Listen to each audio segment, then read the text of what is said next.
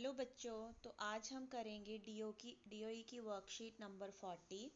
तो हमारा चैप्टर चला हुआ था force and laws of motion. तो लास्ट वर्कशीट में आपने फर्स्ट लॉ ऑफ मोशन के बारे में पढ़ा था। आज हम पढ़ेंगे सेकेंड लॉ ऑफ मोशन। तो जैसे कि आपने पहले ये पढ़ा कि किसी भी ऑब्जेक्ट को अगर हमें मूव कराना है, मोशन में लेके आना है, then we require an unbalanced force. पर क्या हम कितनी फोर्स किसी भी ऑब्जेक्ट को मूव करने के लिए चाहिए, क्या हम उसका अमाउंट जो है वो मेज़र कर सकते हैं या नहीं। तो इसको समझने के लिए हमें सेकेंड लॉ ऑफ मोशन के बारे में पढ़ना पड़ेगा। तो सबसे पहले सेकेंड लॉ ऑफ मोशन को पढ़ने के लिए सबसे पहले हमें एक न्यू टर्म आई है आपके लिए, दैट इज़ मोमेंटम। मोमेंटम का मतलब होता है मास इनटू वेलोसिटी। किसी भी ऑब्जेक्ट का जो भार है, मास है, अगर हम उसकी वेलोसिटी से, स्पीड से उसको मल्टीप्लाई कर दें तो हमारे पास जो प्रोडक्ट आता है दैट इज़ कॉल्ड मोमेंटम। तो इसको हम P से डिनोट करते हैं और इसकी यूनिट है किलोग्राम मीटर पर सेकेंड। तो हम कह सकते हैं कि P is equal to M into V। तो अगर हम सेकेंड लॉ की बात करें तो सेकेंड लॉ के अकॉर्डिंग क्या है कि the rate of change of momentum of an object is directly proportional to the applied unbalanced force in the direction of the force. कि किसी भी ऑब्जेक्ट के मोमेंटम में जो चेंज होगा, अब देखो मोमेंटम में चेंज का क्या मतलब है, मास तो ऑब्जेक्ट का हमेशा कांस्टेंट रहता है, वो चेंज नहीं होता। तो सिर्फ क्या चेंज होगा, वेलोसिटी। तो किसी भी ऑब्जेक्ट के जो मोमेंटम में चेंज आएगा वो डायरेक्टली किससे रिलेटेड है, उसके ऊपर लगी हुई अनबैलेंस्ड फोर्स के ऊपर। इसका मतलब है कि जितनी हम अनबैलेंस्ड फोर्स किसी भी ऑब्जेक्ट के ऊपर लगा रहे हैं उतना उसका मोमेंटम जो है वो चेंज हो रहा है।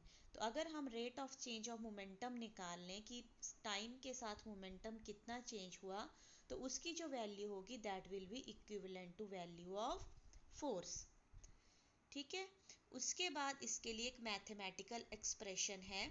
अगर आप लेफ्ट साइड में देखो तो अगर हमने मान लिया कि एक ऑब्जेक्ट हमारे पास m है, वो स्टार्टिंग में वेलोसिटी u के साथ मूव कर रहा है और उसके ऊपर F फोर्स लग रही है, तो हमें पता चल जाएगा कि इनिशियल मोमेंटम हो गया P1 that is equal to M into U आपको पता है इनिशियल वेलोसिटी होती है। फिर फाइनल मोमेंटम हो गया P इंटू V आपको पता है फाइनल वेलोसिटी है। Then change in momentum, change कितना हुआ, final minus initial, P2 minus P1, और उसको हम MV माइनस MU की फॉर्म में लिख सकते हैं। फिर आपने M कॉमन ले लिया, ब्रैकेट में हमारे पास बच गया V माइनस U। अब हमें क्या निकालना है, rate of change of momentum. तो रेट का मतलब होता है कि टाइम के साथ कोई चीज़ कैसे जो है वो चेंज हो रही है। तो अगर हमें उसका रेट निकालना है तो M into v minus u को हम टाइम से डिवाइड कर देंगे। अब सेकेंड लॉ के अकॉर्डिंग क्या है कि हमारे पास जो rate of change of momentum है वो फोर्स के बराबर है। तो हमने क्या कर दिया, F इज, ये जो साइन है आगे इसको बोलते हैं हम directly proportional to. So F is directly proportional to M into v minus u upon t. तो जब भी हम प्रोपोर्शनैलिटी को हटाते हैं तो एक कांस्टेंट वैल्यू को लगा देते हैं। तो आप देख सकते हो हमने यहाँ प्रोपोर्शनैलिटी को हटा के इक्वल टू लगा दिया और साथ में k लगा दिया, M into v minus u upon t. और जैसा कि आपको पता है v minus u upon t जो है वो एक्सेलरेशन है, change in velocity upon time is equal to acceleration. तो F is equal to k m a आ गया।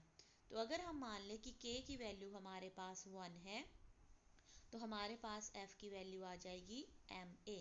तो ये इक्वेशन जो है F is equal to M A that is derived from second law of motion, और इसकी unit हो गई kilogram metre per second square और न्यूटन। उसके बाद इसके कुछ एग्जाम्पल्स हैं, जैसे आपने फर्स्ट लॉ ऑफ मोशन के एग्जाम्पल्स पढ़े थे। For example, in sports of long और high jump athletes are made to fall either on a cushioned bed और ऑन अ सैंड बेड। जब भी एक हाई जंप या लॉन्ग जंप वाला जो स्पोर्ट्स होता है उसमें एथलीट्स जो हैं जब वो गिरते हैं तो उसमें कुशन बेड और सैंड बेड पे गिरते हैं, ताकि जो है टाइम को इंक्रीज कर दिया जाए, तो मोमेंटम जो है वो कम हो जाएगा और फोर्स भी उस ऑब्जेक्ट पे कम लगेगी, तो उसकी वजह से उसको चोट कम लगेगी। Karate player breaks a slab of stone with a single blow, it is also based on second law of motion. फिर जब फील्डर होते हैं क्रिकेट में, जब वो बॉल को कैच करते हैं तो अपना हाथ जो है वो पीछे की तरफ ले जाते हैं अगर दूर से बॉल आ रही है। और bullet harms only when it is fired from a gun, और बुलेट जो है उससे हमें तभी चोट लगती है जब वो एक गन से निकलती है। ऐसे अगर हम नॉर्मल उसको हाथ से भी फेंके तो उतनी ज़ोर से हमें उस पर चोट नहीं लगेगी। उसके बाद एक एग्जाम्पल दिया गया है, a force act on an object of mass 5 kg। तो बेटा जब भी आपको कोई भी न्यूमेरिकल्स करने हैं, सबसे पहले जैसे आप मैथ्स में गिवन लिखते हो कि आपको क्या क्या चीज़ दी गई है वो आप लिखेंगे। तो जैसे जैसे आप क्वेश्चन पढ़ते जाओगे, जैसे m इज इक्वल टू हो गया 5 kilogram for 2 second, t is equal to time हो गया 2 second, it increases the velocity of an object from 3 meters per second to 7 meter per second।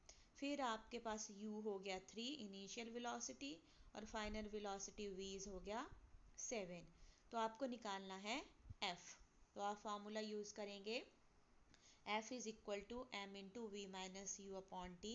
तो वैल्यूज़ अगर आप पुट करेंगे तो आंसर आपके पास आ गया 10। फिर सेकेंड पार्ट में पूछा गया है कि अगर इस फोर्स को हम 2 सेकेंड की बजाय 5 सेकेंड के लिए अप्लाई करें तो फाइनल वेलोसिटी क्या होगी। तो हमने t की जगह 5 वैल्यू पुट कर दी, फिर बाकी हमने सेम फॉर्मूला लगा के आंसर निकाल लिया, तो हमारे पास आ गया 13 मीटर पर सेकेंड। उसके बाद कुछ क्वेश्चंस दिए गए हैं आपके पास, that derive the mathematical form of second law of motion. ये अभी आपने ऊपर ये लेफ्ट साइड में की है।